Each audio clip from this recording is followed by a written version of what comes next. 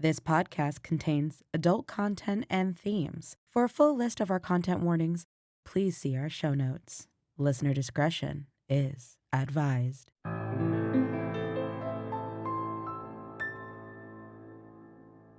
When your fears have taken their toll, when the demons have got out of control, when the shadows just won't leave you alone, I'll be there. When your rainbows have turned into black, when the sun has turned its back, when all of your power let itself dry, I'll be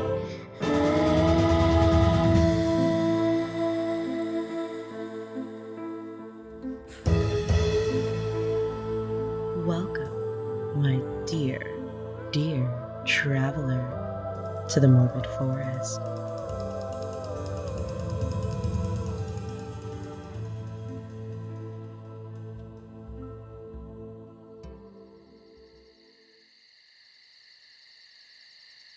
Greetings, dear travelers. Today we have something a little different, but just as special for you. This June was the annual Tribeca Film Festival. This year, the festival opened up a category for podcast storytelling. And naturally, we decided to throw our hat in the ring. We partnered with our friend Lemon from Audistorium to craft a tale about, well, fairy tales. Fairy tales were created by parents to keep their children from wandering off into the night. But what happens when the darkness in one of those tales comes to life? While we didn't make it into the festival, this collab is most certainly a labor of love, and we would be sorely remiss if we didn't share it with you. We are truly proud of this piece. We hope you enjoy this fully immersive experience Lemon has crafted for your ears, and we hope this story leaves you contemplating your own childhood fairy tales. The Morbid Forest and Audistorium are proud to present Ashes to Ashes. Grandpa always warned me about the pale ones. I thought it was just an old man's tale, one meant to frighten children prone to misbehaving. But every tale, whether big or small, has a sprinkle of truth. Snow coats the front porch of our rundown cabin. A few flakes floating in from the crack in the ceiling Grandpa refuses to let me fix. The cabin we've lived in all my life is more like a shambled outhouse than a proper home. Numerous planks whistle during the thick of winter, while moss and posies grow through their wedges in spring. Some days, I enjoy the closeness of our circumstances. But as I age, those days grow further and further apart. I've been warned countless times the townfolk aren't safe, which I think is a crock of shit.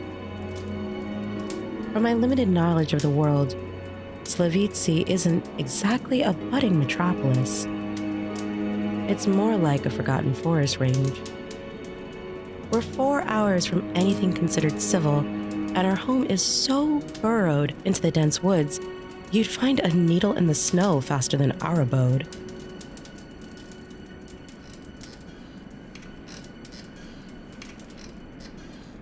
I'm standing at the window, watching the snow begin to slow. The winter draft from the flume dims our fire to sleeping embers, settling a chill into my veins. Taking a deep breath, I seal my resolve, calling over my shoulder to Pops, who sits slowly rocking in his chair by the dying fire. I'm going out for more wood.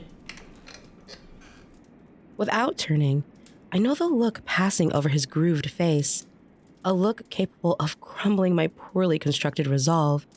He hates when I'm out of sight for too long, preferring to do a lot of the mundane tasks himself.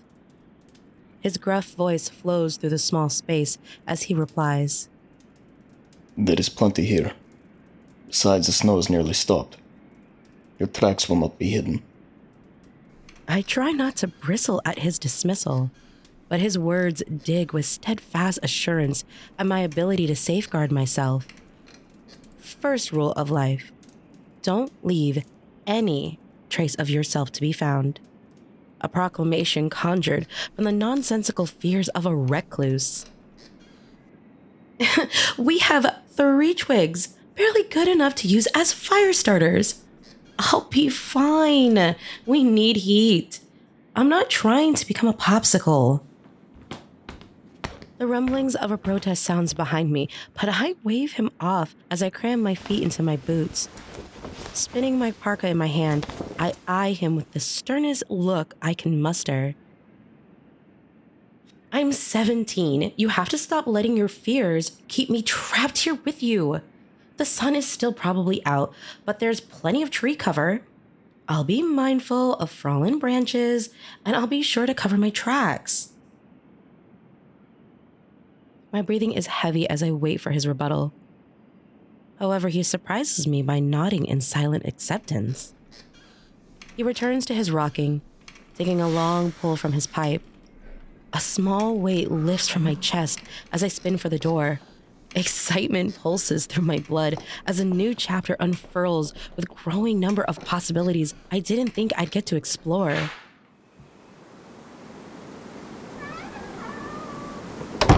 The Arctic air gnaws at my exposed face as I quickly slam the cabin door shut and head across the yard. Young to mature white spruce trees encompass the cabin, shielding it from plain sight. I allow their bristly arms to slide across my parka and face, relishing the feel of their prickly touch. They were another tactic in Pop's crazy arsenal of camouflage. Beautiful, yet overkill. It was the equivalent of building a 30-foot wall behind 2 50-foot walls. Excessive. But will he listen to me about it? No.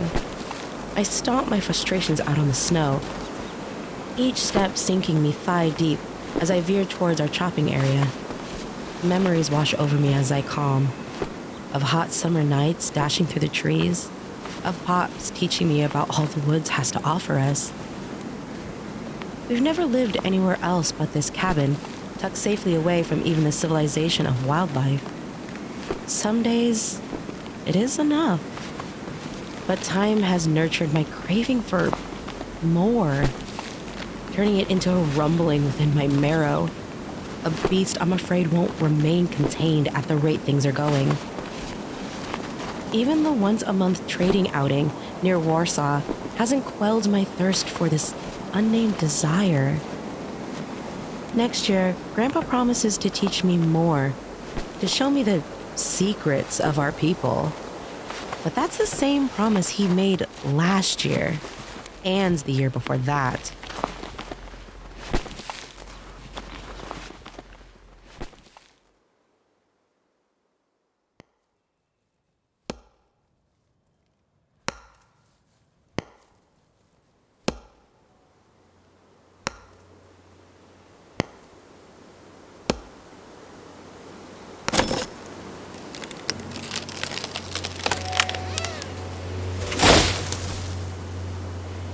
I've managed to cleave a medium-sized tree down, and I'm working through my 3rd section when the echo of a snapping twig follows my chop.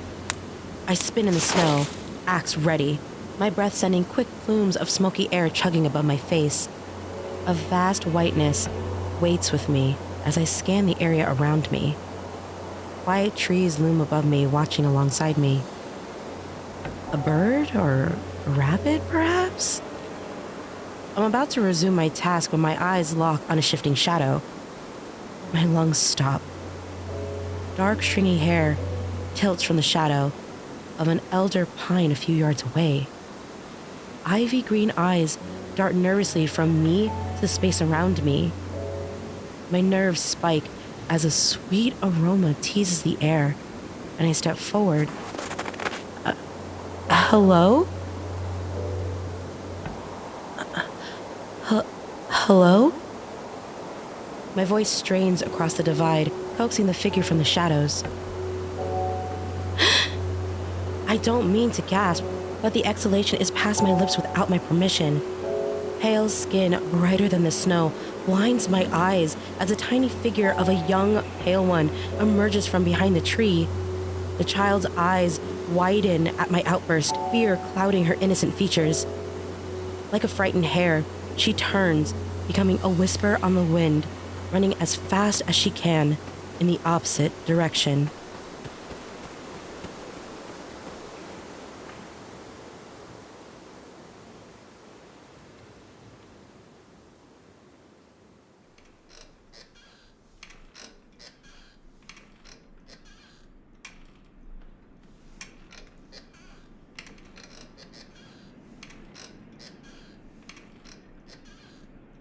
Snow drifts into the cabin as I crash through the door, sending it careening into the frame of the crumbling home. What the? Close that door before you let in the whole blizzard. I saw one! My arms slacken as 3 measly pieces of firewood plink to the floor, shock morphing my limbs into putty. Pops freezes as the words penetrate him. What did you just say? Grandpa crosses the space in a blur, but all I see are those soft, ivy eyes. My mouth opens and closes mechanically, failing to produce a sound over the roaring in my head. It's true. All of it is true. I said, what did you say? Surprisingly strong hands pull me further into our home. I'm ushered to the fireplace and pushed into one of the rocking chairs. I hear more than see Pops assemble a new fire with my abandoned wood. How could they be real? All this time? He was right? The sound of rough wood pulls my attention to my grandfather as he positions the other rocking chair next to mine. Tell me what happened. His voice is soothing. It's the same tone he used when I killed my first row at 10. Coaxing and reassuring. Filled with nothing but love and understanding. As with the stag, hot, sticky tears leak down my cheeks as I plead with him for help. I saw one, Grandpa. I saw a pale one. He's quiet for a long moment as pain and resignation mar his old features. He looks so sad in this moment, urging me to reach for his hand in silent solidarity. I should have told you sooner. Told me what? About our people. I frown. What are you talking about, Grandpa? We don't have people. He shakes his head, reverence filling him like a water balloon ready to burst. Do you know how we got here?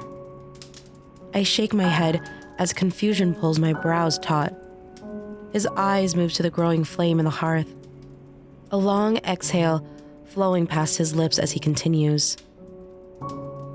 Far before you were born, our people, the Nokni, ventured over the continental seeking a new land.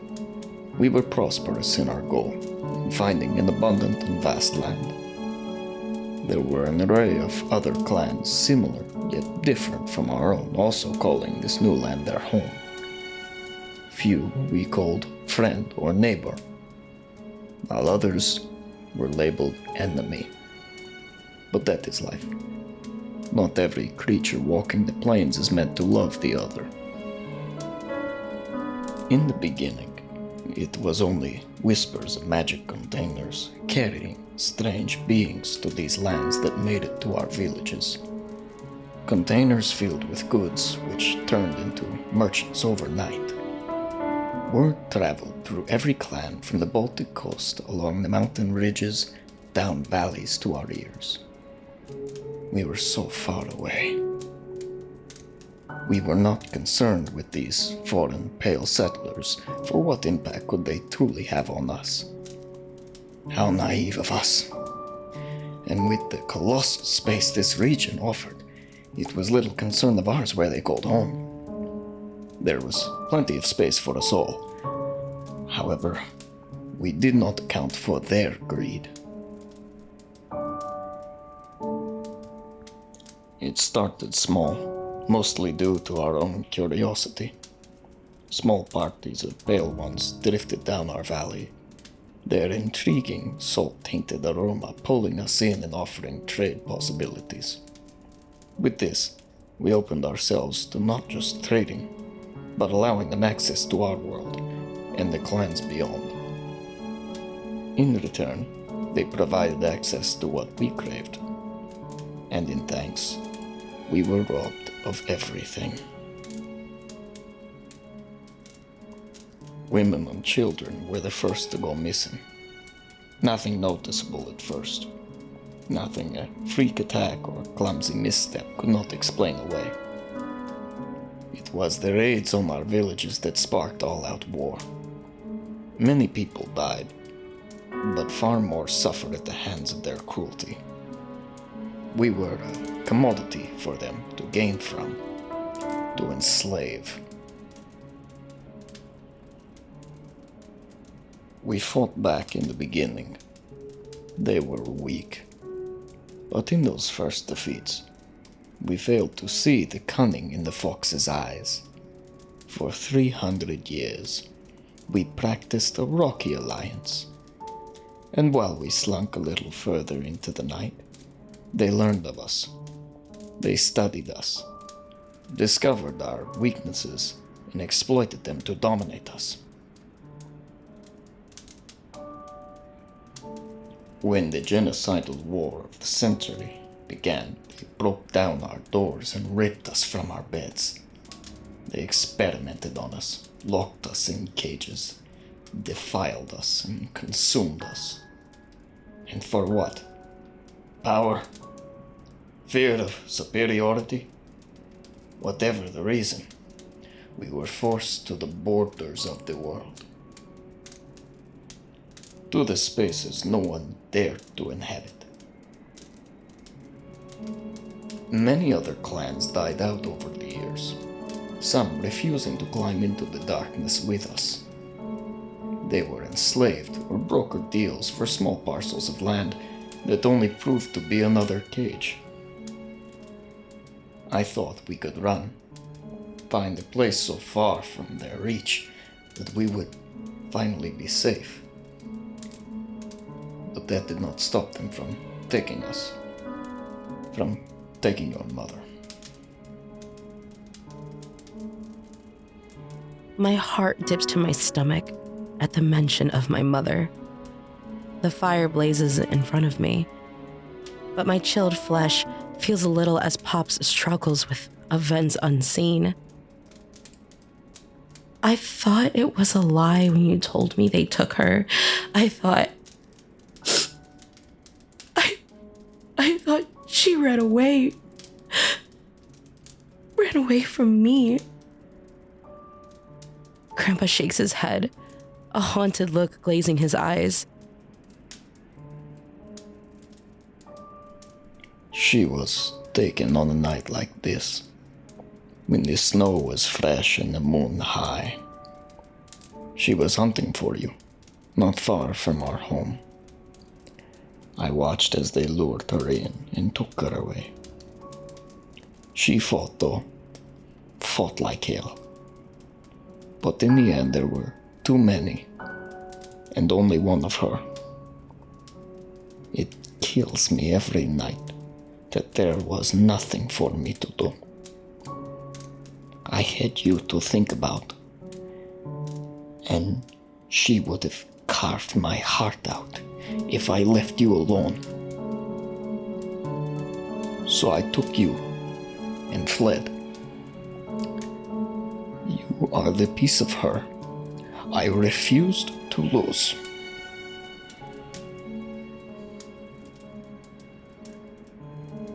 I rub my eyes, trying to clear the tears from my hot face.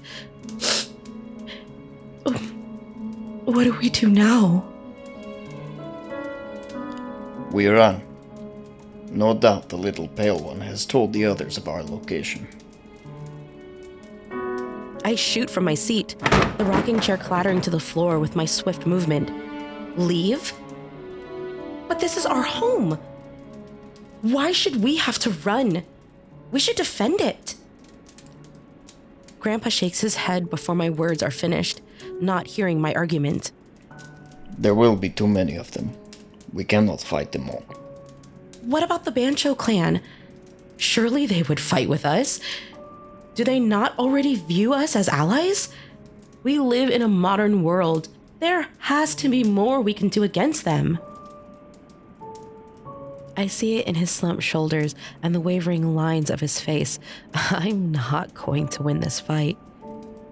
I can't pretend anymore how naive I was about the Pale Ones. My age alone cast me as a toddler compared to Grandpa's millennia. We leave at high moon. For now, rest. You will need it for our journey. But where will we go? This is our home, Pops. He rises to cross the space, taking my shaking hands in his calm ones. There is steel lining his weathered skin, encasing my own. My sweet kin, home is here. He presses our joined fingers to my heart, then to the apex of my forehead. And in here. We'll make do wherever we land. I promise you that. I refuse to cry again, instead choosing to nod furiously before wrapping my arms around his smaller frame. He brushes my too long hair down my back, making circles like he did when I was small and scared of thunderstorms. I'm sorry, my kin. I should have told you sooner. Should have prepared you. But I wanted to protect you from it all. I don't say anything, just allow him to hold me close as we prepare for the night ahead.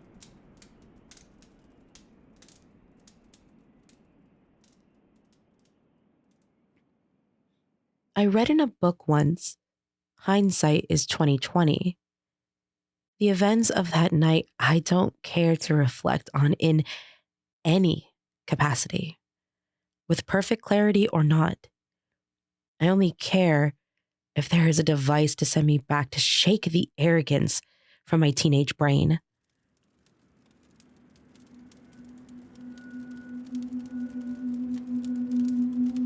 It wasn't a sound or feeling that woke me, but a smell. Sweet like Pop's cherry mutton tarts on a hot summer day. A smell so tempting it knocked the sleep from my lids. My throat burns like the sand of the Sahara, lips cracking from the sudden dehydration. A steady hum of anxiety and cold dread shock my clammy skin, drowning me. If I don't dive headfirst into that scent... I untangled myself from the couch, allowing my nose to guide me to the door. I don't remember opening it, only the registration of the coolness of winter's night balming my fevered flesh. My eyes scan the awaiting atmosphere until I spot the siren. She stands about 30 yards from our front door, her ivy eyes a song coiling around my limbs, robotically drawing me forward. Her dark hair a cape on the wind as it whips behind her. Time powers down to a crawl as she tentatively raises a bloody hand and waves. Snow wedges between my toes as I amble toward her. Something distant screams for me to stop, to run from this innocent temptation, but my baser needs refuse to hear any of it. With a smile, she turns, her tiny legs pumping fast against the hard-packed snow. I I charge without question, my mind solely on the mission to catch this young pale one, and I wasn't sure what the "and" was, but a driving force propels me to not let my prey escape. She's fast. Faster than something so small should possibly be. My hand strains to snatch her shirt collar, but only black silk strings skim against my cold fingers.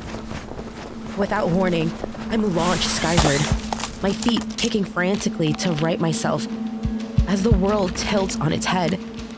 Garbled noises lodge from my throat as I swing and thrash in the web of thick rope.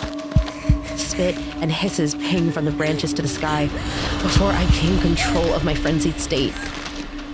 It does little to release me from this predicament. In my wild haze, I finally spot them. They slink from the tree shadows, their pearlescent teeth gleaming against the moonlight as I swing side to side, sending my stomach rolling through the trees. A slash in the shadows plunges me to the snowy floor. Cheers and calloused hands rove over my kicking form as pale ones drag me through the snow. Stupid. I was so very stupid. I scream, thrash, and try to rip through the thick corded cage, but it's no use. Images of cruel promises free-fall past my eyes as I'm dragged further and further away from the cabin. I catch a glimpse of ivy eyes amongst the throng of pallid bodies. Evergreen sadness takes me in, and I turn away from their clear apology in their depths. We near the cusp of the forest, defeat settling in my bones, but a dark figure lunges into the pack of pale ones. Shadows conceal the figure as screams of terror reverberate from tree to tree. The snow around us quickly diluting to a crimson river. My eyes attempt to follow the blur, but they are a millisecond behind, only catching the mutilated necks and steaming hot intestines left in the wake of the being's destruction. Pale ones begin to flee, leaving only a few of the bigger brutes to defend their prize. They scramble for broken tree limbs, brandishing them like harpoons, some lighting the tips, casting an orange glow onto the chaos. The clearing is a mess of discarded limbs and shredded organs. Pale bodies hang from the trees like Christmas ornaments, their entrails running along their branches like garland. The ground is coated so heavily in blood it appears brown in the moonlight. I scream as the figure drops to my side, my legs uselessly kicking in a pathetic attempt to escape. Orange light reflects off my defender as they work to disentangle the ropes. My body freezes, colder than the snow beneath me. Pops crouches defensively over me, sharpened nails slashing at my bindings. Pushing the ropes from me, he cups my face, his red eyes taking in my trembling form. Are you all right? He asks as the sweet, tempting aroma of our enemies stain my cheeks. Pops, I'm so sorry. I don't know what came over me. None of that. It's not your fault. I should have prepared you for the call of their blood, shown you the full potential of your lineage. But I am here now, and I promise nothing will happen to you. I stare into his blood-tinted eyes and shake my head, a wobble vibrating my lower lip. He shushes me, then kisses my forehead, leaning back to smile down at me. His elongated canines glint like a star, making my own gums itch. I stand with him as the remaining pale ones circle us. Pops casts a sad look in my direction before determination sets his bones. Thrusting a piece of paper in my hand, he says, You were right. We should have fought. We are more than they think us to be. Go to the Bushell clan. They will take you in. Remind them of what they once were. how the children of the night and the lupine once ran the night. Never forget where home is, my king. Faster than I thought his century-old frame capable, Pops pushes me back, my feet slicing the snow like skis, propelling me away from the surging pale ones. They converge onto him, but he is a blur of night. Snarls mingle with screams as blood coats the bellies of the looming trees. I stop yards away, my keen eyes riveted to the fight. Only 3 remain, and they circle Pops, each working in tandem to distract him. He turns in my direction, a lone word traveling to my sensitive ears as phantom pain laces my heart. Run! As if he were lightning conjured from the heavens, Pops whips back to the fight, his razor claws slicing deep across the throat of a charging pale one. But he doesn't see the silent attack from behind. I watch in horror as the pale one skewers my only family through the heart with his fallen tree brand, the makeshift weapon staking my Pops to the opposing tree. I shatter, howling like the wind as I watch the red tears as Pop's form slowly stops moving. His flesh turns to blackened char, allowing the wind to snare his ashes to whisk to the stars. Anger hums in my veins, but I'm not a fighter, not yet. I dart in the opposite direction, racing faster than ever before away from the 2 remaining pale ones. I don't look back to see if they're giving chase. My only thought is on following Pops' wishes and reaching the safety of the Bancho clan territory. Trees blur past my streaking form as the image of Pops dying loops sickeningly over and over in my mind. As I cross a small stream, the night breeze carries a familiar scent to my nose, tilting my course southward. I crest the bank, stumbling upon an elder pale one, clutching the ivy-eyed child to his heaving chest. His left ankle is bent at an impossible angle as he shifts all his weight on his good leg. He places the Tempest on the ground before returning his attention to me. The young pale one vibrates with fear, her emerald eyes darting from me to the elder, clear tears running down her face. The scene is all too familiar to the one I escaped from. I want to bathe in their blood, stain the woods with their essence until there is nothing left but unintelligible meat. However, the child was just a pawn in a long-running game. Maybe she'll learn from the night to despise us. Or maybe she'll see the error in their ways and spark change. Whatever the outcome, I care little about it. Today marks my first of many tastes of the nectar they have to offer. My mouth yawns wide with a carnal shriek as my canines painfully elongate, their razor-pointed tips slicing my bottom lip as I glare at the pale one. I relish the pain as I fly forward, aiming to take in kind what was stolen from me. The pale one has no time to react as my new claws bisect his abdomen, cutting through his thin attire to the treasures beneath. His organs fall to the forest floor like steaming coals, halting his attack. In a single swift movement, I round his back, pulling his body flush to my front as I strike into his neck. Ambrosia, hot as magma from the core of the sun, scorches across my tongue, lighting a fire through every vein. The pale one gurgles and thrashes in a sad attempt to stop me from draining the life from his worthless form. I'm not kind or gentle in this first endeavor. I rip repeatedly into his neck, chunks of flesh slapping to the snow-covered ground as blood pumps like a geyser across my cold neck and chest.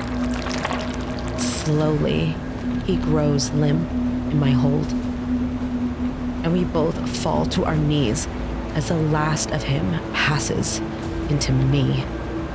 My eyes lock with pools of evergreen, fear holding her captive as I feed on her kin.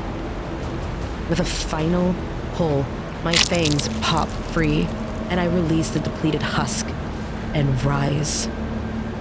Energy thrums through every pore, igniting something I can't explain. The green-eyed pale one watches on, her tears dried up as we take in each other again. I'm not sure what she sees in my eyes, but the fear is gone. Instead, resolve holds her shoulders high as a frigid wind tussles her black hair.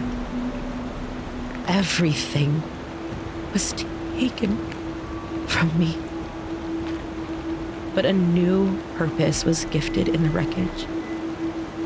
I take a step back, the course of our people's history changing with the action. Cautiously, the green-eyed pale one raises her bloody hand once more. Like a will-o-wisp, her hand swings back and forth, waving goodbye before I turn and take off into the night.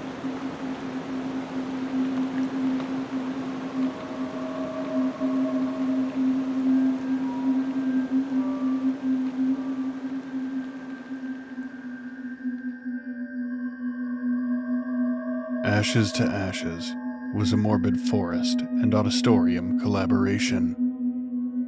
It was written by Naomi Richards and sound designed by Landon Whisnant. The narrator was voiced by Naomi Richards, and Grandpa was voiced by Bill Symons. Thank you for listening.